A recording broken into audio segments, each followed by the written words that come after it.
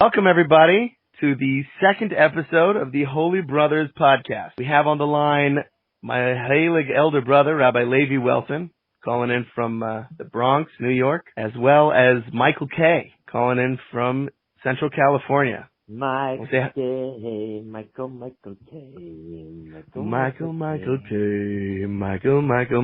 Kaye. That's me. All right, so now everyone knows who everyone is. We can get started. Levi, you want to lead us off? Yeah, I think Michael Kaye, I absolutely love him. But for those who don't know him, he's an award-winning writer, storyteller, recent winemaker. And he has many, many things that are impressive about him. But I thought now with what's going on in the world in terms of a physical pandemic that has ripped us apart from each other and a national spiritual pandemic combating racism and hate, which is also ripping our nation apart in many ways. Michael Kaye is the perfect healing and antidote and vaccine for this time. I'll tell you guys why. Because I have very rarely, I can count on my hand, a man that can make anyone feel so comfortable and can talk to people and has this courageous, radical authenticity and vulnerability about him. It just makes you want to spend more time. Like, it's never like you're sitting there like, oh God, I wish I was on Facebook now instead of talking to this guy. It's always like, I don't know what he's going to say next. You can go from... I can't hear you. Yeah, Levi, you're drowning out. I was hoping it was just my earphones, but yeah. Oh, and is now better? Yeah, now it's perfect. Oh, okay.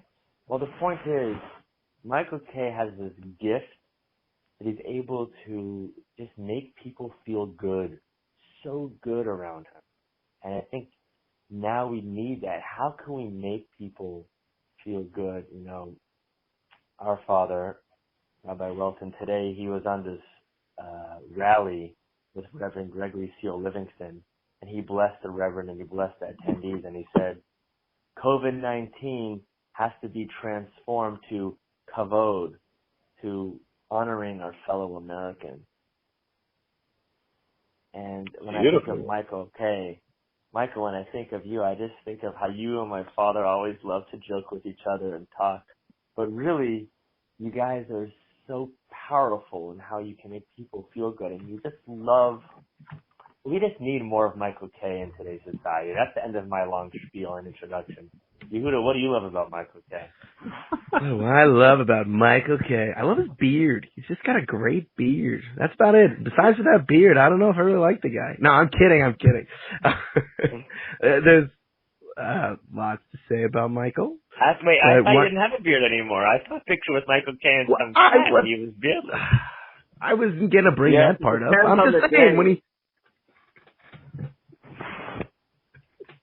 What, Michael? I said it depends on the day. Right. On a day where I have to have a tight mask feel, Zygazin to the beard. The rest of the time it's like, Shalom Aleichem. Yes. One thing I wanted to bring up, and I was going to bring it up either way, to follow up from last week's podcast, but it happens to be Michael gave my favorite answer for the question we left off, which is why in Yiddish, the expression is Ich hab dir lieb, which literally translates to, that's how you say I love you in Yiddish. And it literally translates to I have your heart. Why is that the way to say I love you? I have your heart? What if they didn't give it to you? Why do you have their heart?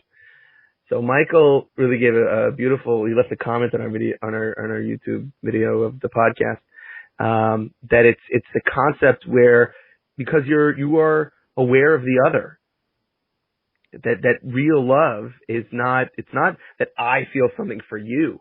Real love is being aware of what the other person needs. So you love this other as yourself. I think Michael was invoking a little, you love the other as yourself. So because I care about you, I care about what your heart feels.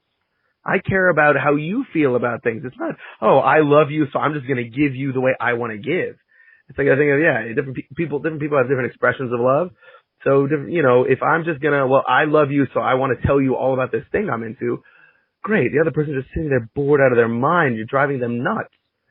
but and maybe I think that ties in with the qualities that Michael and our father share, is that concept of being able to hear someone else, and because I love you, I'm gonna hear and pick up on what you might need or what you might want, and I'll have that, I'll hold that, and you can trust me with that. I'll care for that. So I love that. So Michael, yeah, seriously, we should be having l'chaim. I'll drink l'chaim and water right now. Oh wait, what's your wine? Wait, Michael? What's your wine called again? Kaye. It's my last name, Kaye. We're going to be launching it. We're going to have it under a name. It's going to call the stuff that you're familiar with is going to be called Inve. Inve, which is Aramaic for grapes. Beautiful. Oh, that's right. So how do people buy it? Is it like inve.org or like inve.com? Well, I haven't gotten that far yet.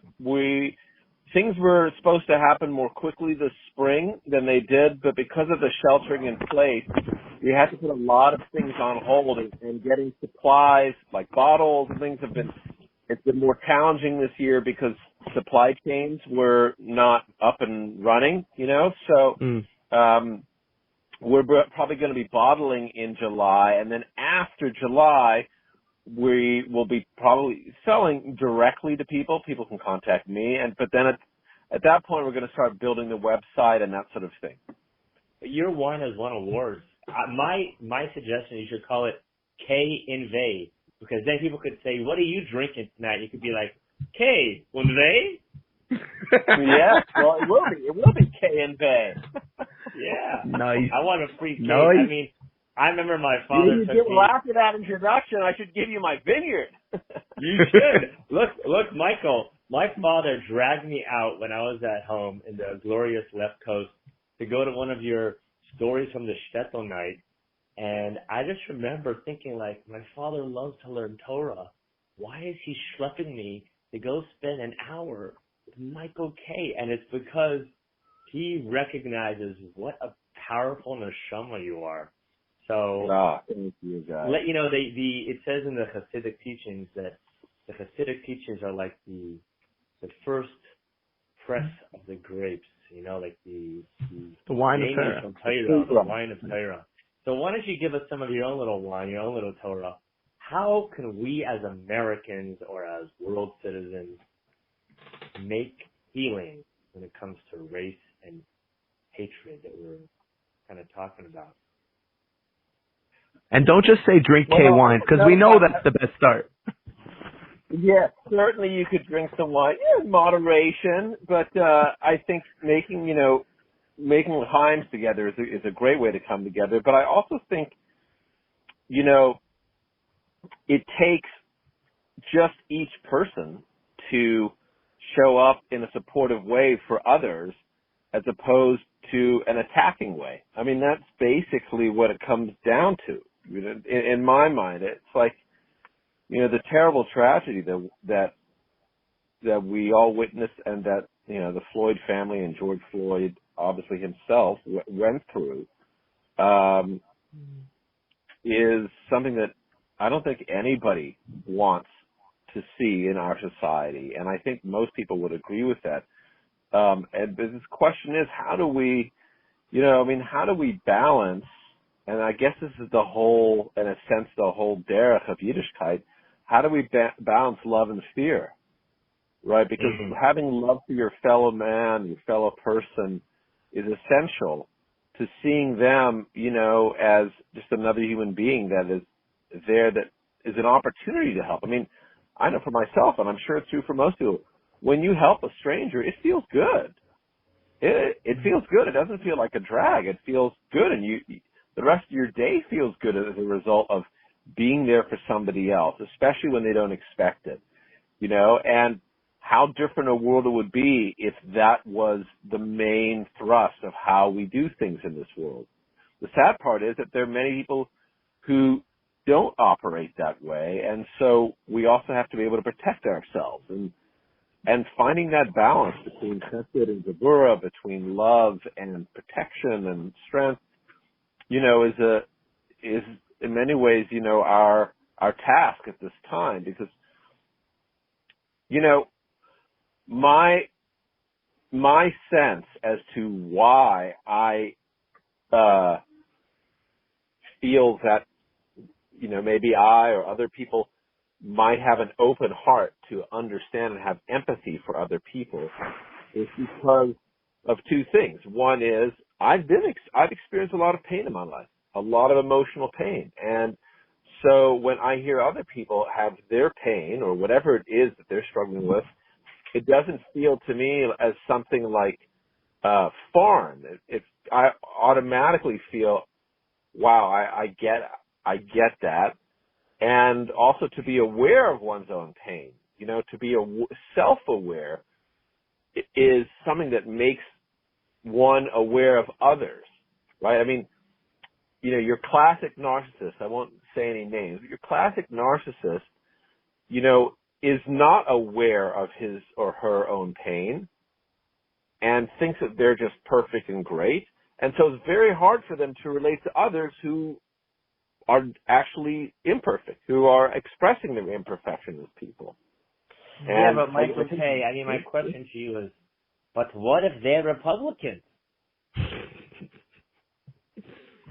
What if they're Republican? Then what? I have a counter question, like a classic Jewish answer. Are you suggesting mass genocide? What are you suggesting? I have a counter question. In very Jewish spirit, I have the answer with a question with a question. What if they're Democrats? Ah. That's the whole point. Who cares, Republican or Democrat? Well, the point is to empathize. Let me say this. How would you take your beautiful ideals and translate it into like practical seeing the other? Because I'm seeing people they're drawing this like sand in a line. It's like Candace Owens, she's a self-hating black person. No, she's saying the truth. George Floyd, he's a criminal, almost like he deserved what happened to him. No, he's a hero. Like everyone's going to extremes and looking at the other side as if they're the worst evil that this country has ever seen, and it's getting to be crazy. So how do you teach people to say, hey, someone disagrees with me, how can I see that other using what you just said so beautifully? But practically, if someone politically, let's say, politics is easy because that usually rips people apart into two different groups. But it could be anything. Right.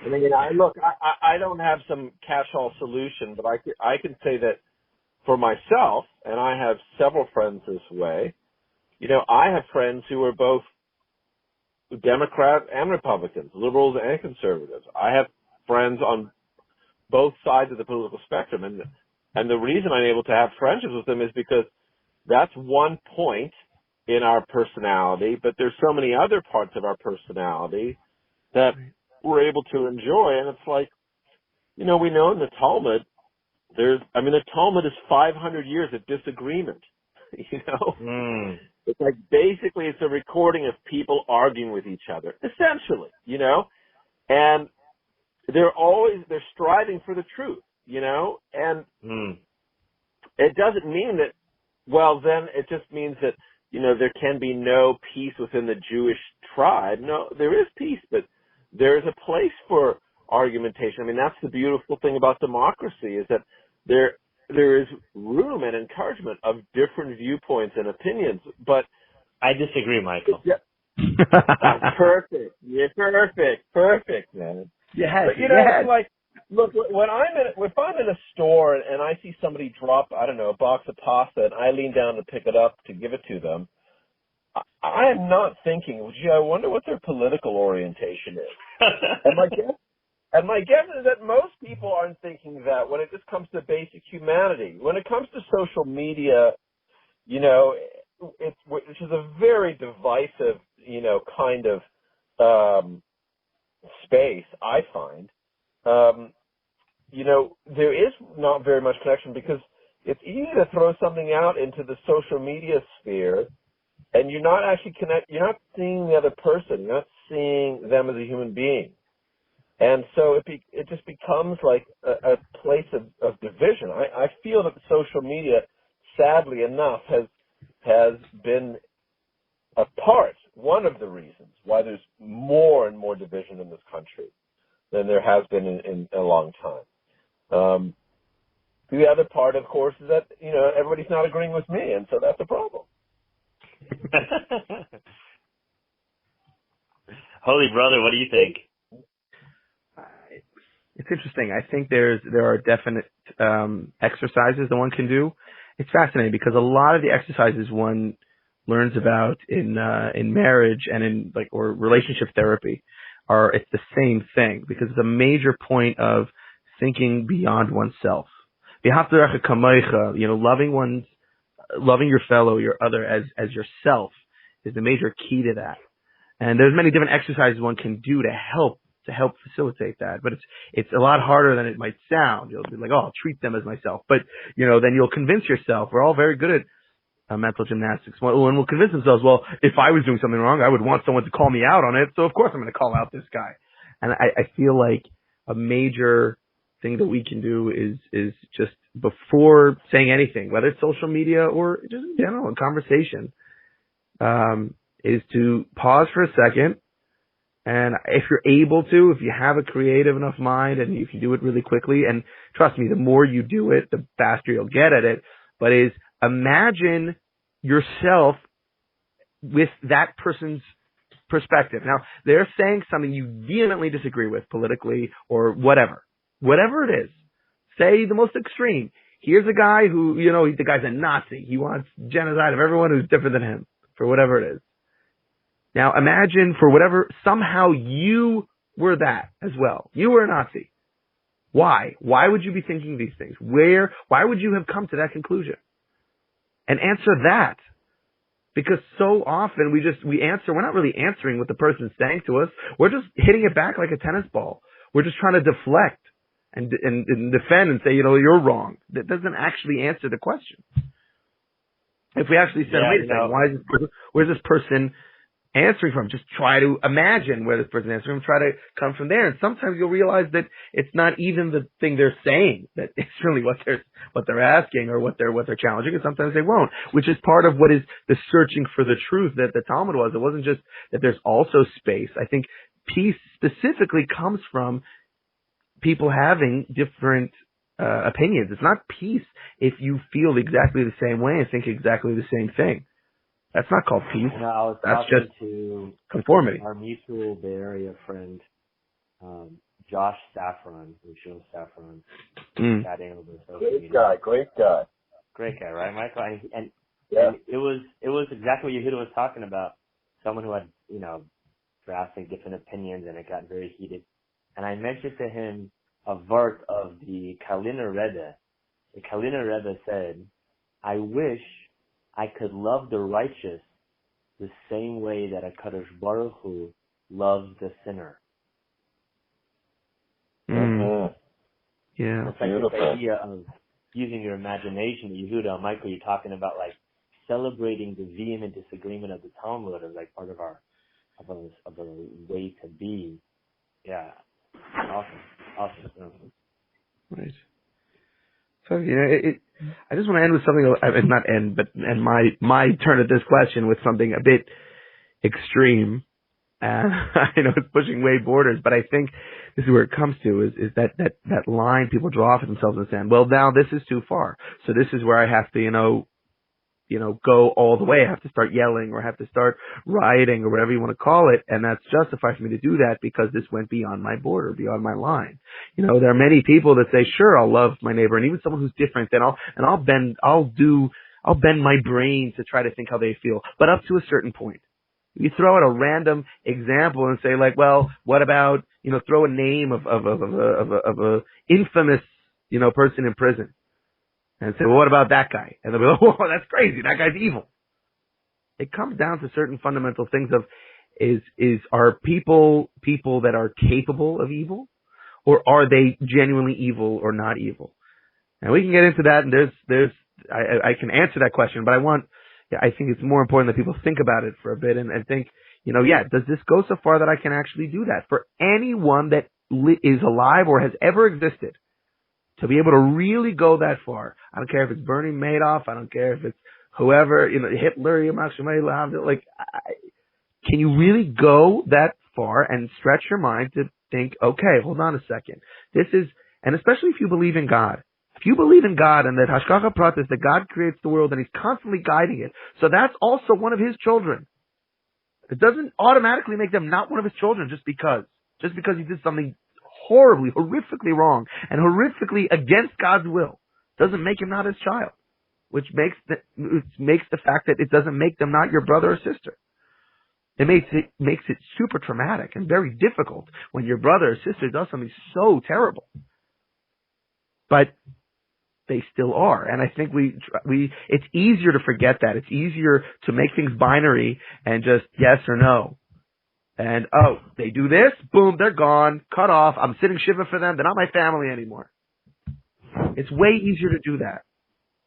But it doesn't mean it's true. So what should we ask Michael about next? Well, let's ask him a real deep question. You know, we've been light until now. We've been all... You know, I actually was thinking about something to put forward to you guys I thought might be interesting because of your last podcast, which is about superheroes and Torah. I just finished a wonderful novel over Shabbos called The Golem and the Jinni. Have you heard of it? I don't think I have, no. By Helene Wecker. She's a Jewish writer. No, wait, Michael, I'm still trying to get you to Talmud, bro. I don't have time for golems and jinnies. I know you better than you know yourself. I remember when I would be at Shabbos by your parents and you'd sneak off to the couch to read the comic books. Comic books? Michael, this is a public forum. I'm not going to get a rabbi job now because of this. You were very small then. You must have been, not older than 28. Anyways, yeah, go ahead. The Golem and the Jinni. The Golem and the Jinni. So it basically takes place around the end of the 19th century in New York City. A golem arrives in New York. Her master dies on the board a ship, and she arrives in New York City and doesn't know what she's supposed to do or anything, but she's this huge hunking golem that looks like a woman. And at the same time, a genie, which is an Arabic, supernatural creature, gets released from its flask, from the jar. It's a little right off the bat, it sounds like it's two sides of it. You have a golem, which is more physical, but doesn't really have a soul, but is more of a body, doesn't really have much of a soul. And then the jinni, which is more of a soul without a body. Like you have these. Exactly. It's like fire and earth, literally. And, right. They don't know about each other, and they're both basically trying to understand this new world that they're in. And, the golem gets taken in by this old rabbi, and the jinni is taken in by this tinsmith. And, they're trying to find their way in the world. And then one night they run into each other in Washington Square Park. And they both realize that the other is some kind of different being than the rest of the people. They're both, by the way, they're trapped in human bodies. So the people don't know that they have these special powers, much like superheroes. But it's a wonderful coming together of these two worlds, two totally different types of beings. One that comes from a Hebrew tradition, one that comes from an Arabic tradition in New York City. And, the melting pot of America. And, it's all about having to hide one's true self versus revealing oneself. Is it safe? Can these different types of beings get along? Do they need each other? Maybe they do more than we think. And I'm not going to give away the ending or anything. It's a total page turner, and it's a wonderful read. And if you like Yiddishkeit, you'll find plenty of it in there. It just made me think of, your podcast because it combines Torah and superheroes. And it also, is an interesting reflection upon what's happening today, which is, can people of different worlds and literally of different beings, can they get along? Yeah. Is it safe? Is it safe? Can we trust? And that's, what we're trying to figure out. I love that. I'm going to go now live on the street to the geekiest Welton, the Talmud Chacham of comics, Rabbi Yehuda Welton. Yehuda Welton, what do you think the rise of Marvel, like this behemoth of success, what do you think is like what Michael was just talking about, how people from different worlds trying to put together Spider-Man, Thor, and Hulk. Like, what's the secret sauce you could pull out from Marvel to what Michael's talking about and how to use that today? What's fascinating is that, right, like Michael's saying, the Golem and the Genie, it sounds like it really, brings out those points, these themes, but the themes of what it's bringing out. And there's many comics that have done just that, and that's how they were founded, especially the X-Men. The whole theme was especially about, a big parallel was about Jews, what Yidden have gone through, especially in the way that some X-Men was about Jews? What are you talking about? Some of the X-Men, you're thinking, most people just look at the X-Men and think, oh, it's about, racial discrimination, people that are different. One of the major areas where you see that one of the first theories was that it's about Jews is, besides for the fact that you have characters like Magneto and Shadowcat, Rachel, I forget her last name, but one of the main areas is that some of the X-Men, some mutants, look just like regular Homo sapiens, but really they're Homo superiors. They're really mutants, but they look just like us. Others look obviously different. That's a major thing that only exists pretty much by the bigotry that surrounds Judaism, that is anti-Semitism. It doesn't happen with other races. Other races, pretty much. Now, sometimes, it happens otherwise, but that's a major component with the X-Men, and it's something they're always grappling with, how some X-Men will say, what are you talking about? Things are just fine. It's like, well, that's easy for you to say. You look great, and your powers basically make you a god or a goddess. I look like a monster. People are afraid just to look at me. And there's a major component there that's always been around since the first, idea of secularization of Jews, of people who are trying to conform and be like, well, let's just look like everyone else. Let's just act like everyone else and they'll accept us, as opposed to you guys and even blaming Jews who don't. And say, all the hate that Jews get is because of you guys who have to stick out. Now that exists especially by Jews, but it exists a lot by other races and ethnicities, and because of, you have this thing where, why can't you guys just be quiet? Why do you have to dress this way and have this music and do this? Just dress the way the majority does, whether it's in America, dress like the white people, or in another country if it's something else, whatever the minority versus majority thing is.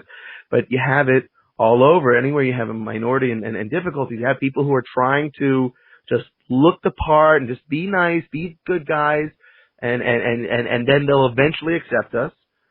And then you have people who are like, no, they'll never accept us, so we have to powerfully fight by whatever means necessary, because they wouldn't treat us any better, so we have to do the same to them. You have Magneto, that was his theory, was they're not going to do any better, and I saw that happen. I saw humans turn on humans when humans turned on Jews in the Holocaust.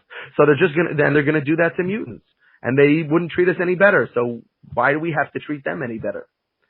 And you have this thing what X-Men comic was that? 770 or 613? Which edition? I would say it's most of them. From Olive through Tough. It's a major. I think, bro, you're reading a little bit too much into it. There was one X-Men, one mutant who was Jewish, right? Was that Thing, right? He was Jewish? No, the Thing is not an X-Men. He was Fantastic Four. There's a comic, and I don't remember exactly where it is, where one of the X-Men, Rachel, she's the one who can kind of phase through walls. So she has this argument when they're fighting against Magneto. And Magneto is basically saying, you, of all people, you're a Jew. And I think one of her grandparents maybe went through the Holocaust. Like, you should understand why I'm doing what I'm doing, why I'm doing this the way I'm doing it. And she says, no, because I'm a Jew, that's exactly why I understand why you're wrong. Just because other people do that to us, that doesn't suddenly mean that, now we have to switch, and now we use their tactics, and now we do it that way. So wait, Magneto, Rachel, the Thing, how many others? And they're like, again, the Thing is not an X-Men. He's Fantastic Four. Oh, Wolverine, I don't think they ever said he was Jewish. The Thing is Jewish, but he's not an X-Men. He's not an X-Men. Wait a second. Wolverine can't be Jewish because they can never get a circumcision. Well, no, that's why he has claws, because he's constantly having to give himself his own. That's why he's always mad. He's mad all the time. Oh my God, you just got X-rated, Michael. I'm sorry. But no, Wolverine, I don't think they ever said that he was Jewish in the comics. But those are the characters. Listen, it's funny. You're saying I'm reading way into this. Most of what I said is not even my own original thought. I'm literally quoting from articles about the X-Men from writers and editors and people who wrote and invented the X-Men. Oh, really? The only thing I'm adding more is that how it is interesting that a lot of the analogy that is the mutants, that especially, well, that point, I should say. There's other elements of the X-Men that are more reflecting other elements of bigotry and hatred. But that point where you have this struggle of some, like, you know, that some mutants can pass and some are obviously what they are, that point is very specific. I wouldn't even say uniquely Jewish, but because it does exist elsewhere, but it very largely is something that Jews go through. And right now, I think it's something that is being discussed amongst, and why I brought it up especially now is because right now you have a lot of people fighting over this, especially over the element of, like, are Jews white or not, and all this stuff, and people arguing about that, and where do we and how do we have an opinion on things, etc. And it's not something you can just easily say, yes, we are, or yes, we aren't. I think it's a lot more subtle. It's, again, go back to this, it's nuanced. It's not binary. It's not ones and zeros. We live in a three-dimensional world. Speaking of Jews, who's your favorite X-Men? Me or Michael? You, bro. And that was me. Oh, okay. Well, you had said Michael's name before. I'm sorry. My favorite X-Men, for a long time, my favorite X-Men was Gambit. He was fun. He looked really cool. Michael, who's yours? My favorite X-Man? Or X-Woman. Well, I would have to say either Charles Xavier, who, you know, I mean, he's kind of in a sense the ultimate, or that, in terms of, like, if I was to have a power, that guy, you know, Magneto's son, who can basically, like, move really quickly while everything else is in slow-mo, and he can, like, manipulate things around. Quicksilver. Yeah. Wow, that's cool. Let's see. What about you, I like? My favorite X-Men is, I think, the Phoenix. What's her name? Jean Grey. Jean Grey. Yeah, like that. Nice. Cool. Well, now this is awkward. I don't know how to go from here. How do we take this out, bro? Oh, are we ending now? Yeah, well, we can go anywhere you want. How long is the podcast for? I mean, Michael Kaye said his favorite X-Men is this quick guy. I knew that was a hint. He wants to end this call already. Well, we're about a half an hour in. So yeah, this could be. You know, the last one was almost 20 minutes. I think we were about double what last time was, but yeah, we can cut it here. I think we can you know, end off with a lesson. You know, we end off. We're talking about the X-Men, and aside from analyzing why was that your favorite and what does that mean about you, I think there's something to say, to learn from these things that these stories are bringing up. Whether it's the Golem and the Ginny, excuse me, I think it's more pronounced Ginny than Genie, but or the X-Men is what these are themes and important things to talk about. Now, it doesn't mean that they're even right, because it's just a person, it's just a human. We're not talking, you know, God's Chumash here. It was a human being who wrote the X-Men. It doesn't mean that's, you know, that they were correct in who the good guy or who the bad guy is, and they might both be wrong. Both of those sides and arguments, they might both be missing something. And the question is, what are they missing? What's right about them and what's wrong? And what's the best way? I think one of the best ways to find out what's right or what's wrong is, does it bring peace or division? Is it going to bring, you know, like Martin Luther King saying that it's love that heals, not hate and violence is not what will fix this. It's just going to further cause a problem. So how do we fix it? How do we make it better and stronger than ever before? Healing is not going back to what it was before. Healing is then you become stronger than before. Yeah. Beautiful, Hira. Michael, what do you think is a great lesson to end? I mean, we've talked about your wine a little bit, X-Men. You know, I think what's helpful, you know, and I know Yehuda would relate to this, is one of the things that is a dicey, but ultimately I think really healing thing is humor. You know, it's like everything it can be so tense, right? But if you can find a way to laugh at oneself, I don't mean to laugh at to sort of make light of the situation, but to bring some humor that we can, where we're all in a sense laughing at ourselves or something like that. That's a really helpful thing. I found in many tense spaces that if I can inject some humor, it breaks some of the tension and it makes it easier for people to see each other's humanity. And I'm not quite sure where the humor is in this. Probably the late night talk show hosts are probably better at this. But I think we need that because it's like the world's going through a tough time now. This is not an easy time. And we need to laugh more because it's not healthy for us to just be on a state of alert all the time, Right. Interesting. I'm going to do now, one time there was some Berkeley person who did like laughing yoga, and I'm going to do a laughing yoga right now. Ready, guys? Lana. And that'll take us out. That'll close us out. Laughing yoga. End on laughter. Love it.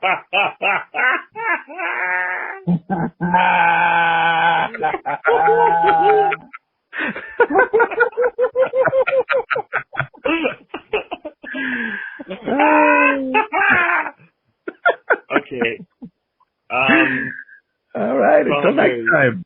This is what happens when you get 3 Berkeley people on a phone call. You're not sure if they, had the bitter herb or not before or after the phone call. Right, Michael? Right, that's right. The bitter herb, right, wink, wink.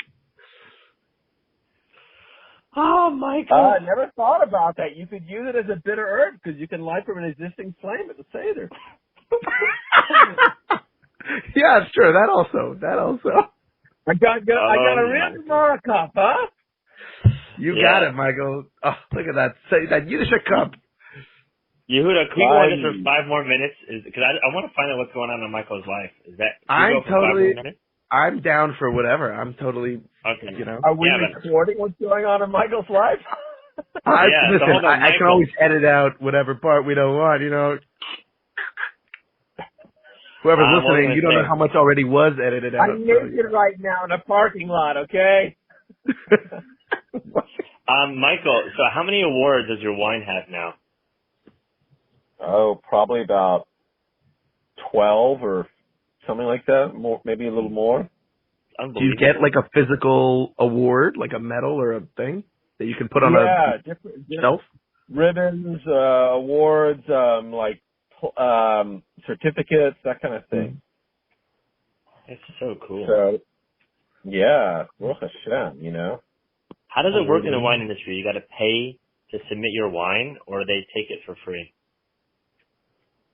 No, you pay use an application fee when you enter some kind of contest. And you submit your wine. So, but the fees are usually very minimal. It's really like probably less or the same price as a bottle of your wine. So I think it's probably just to make sure that, their administrative costs are covered, for these places.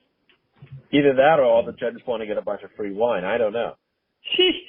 Why not both? Again, it's not binary. It's not yes or no. It could be both. That's right. That's right. Yeah. Where are your grapes from? Are they made in America? Yes, they're made in America. That would be extremely expensive to import grapes. What do I know? Do you go up to Napa? You're in California. You can go up to Napa. How do you make it? Well, there's a vineyard near my winery that is an organic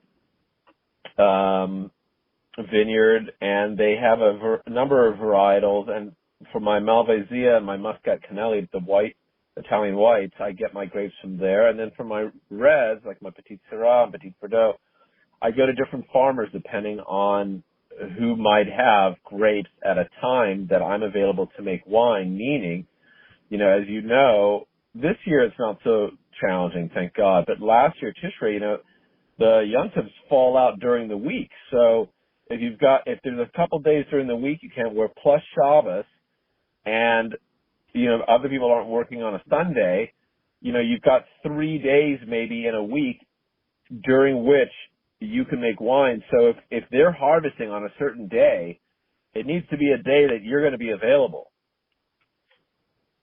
So that affects things. Plus price and availability and that kind of thing. That's a lot of work. Is that like a full-time job now? Not yet, but Bezrat Hashem. Wow, man. I mean, I've had some of your wine. It's absolutely, I mean, my brother shared some with me. It was delicious. What do you mean shared some with you? I brought 3 bottles to use on my wedding, and 2 of them were mysteriously empty by the time my actual wedding came around. What can I say, bro? What can I say? I love you. I'll never forget the farbrengen that happened. Oh, yeah. Oh. That farbrengen went on and on. It was like a farbrengen that brung it. It brung it. No, Michael, you misunderstand. Life is not a series of mundane activities punctuated by meaningful farbrengens. Life is a farbrengen interrupted by mundane activities. Like farbrengens? Exactly. Yeah. Yeah, well, Baruch Hashem, man. Yeah. Baruch Hashem, Baruch Hashem. And you're in So Fresno what now? about you guys? What about your life? Yeah, I'm in Fresno. I'm sitting in the Whole Foods parking lot. How long is the line at Whole Foods?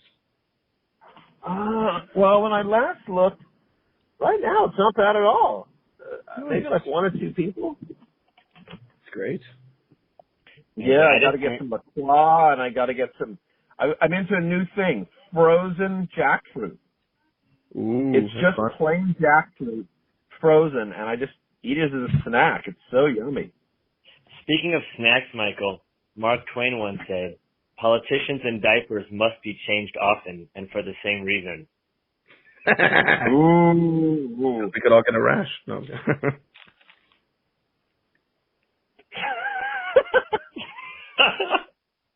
I think that this conversation has been our longest podcast to date, right, Holy Brother? Here's what we need. Here's what you guys need to spice up the podcast. I truly feel this. What? Is you need questions to come from an audience, either prior to, you know, like people send you tweets or whatever, or it's live. You know, people can actually call in, but that would be ideal. So then, you know, you have like some interaction with the audience. You know what I'm saying? Right. Yeah, well, I tried, you know, end of last podcast, like we had a question left off. But I think you're right. This time, I think we should have, leave comments in the comment section of the YouTube video of this second podcast. Leave in the comment section. You can comment on this podcast and ask questions for the next one. Things you want us to discuss or questions on this one you want us to address, whatever it is. Feel free to hit us up at YouTube or on the Facebook page we made. We'll soon, hopefully, maybe get a Twitter account up and an Instagram. But for now, I think just, you know, leave it in the comment section of the YouTube channel, or you can message the Facebook page. Holy Brothers Podcast. Awesome. Yeah, that's awesome, man. Well, this is a lot of fun. I mean, I just don't know the spectrum of what we're covering here in terms of focus of the podcast and like what we can talk about, but it's so fun just to connect with you guys and chat. Yeah. I think the point is, you know, a podcast is really, it's very egotistical. You're essentially selling yourself. You're talking about things that you find interesting. Right now, it's what do Levi and I, what are things that are meaningful to us? And Torah and superheroes is pretty up there. And you, Michael Kaye, as a guest, you are interesting to us and important to us. So we brought you on. You know what I gotta do? I gotta send the podcast, and if I'm doing some dating, I'll be like, if you want to hear some reference, just listen to the opening of this podcast. There we go. Okay, I gotta go. My kid's awake. Michael Kaye, you know who loves you, baby. How many kids do you have, and what are their names? I have one. Well, I consider all my congregation all my kids. Okay, I gotta go, guys. Love you, All bro. right. Glad you made the Hey, Liv. Love you, everybody.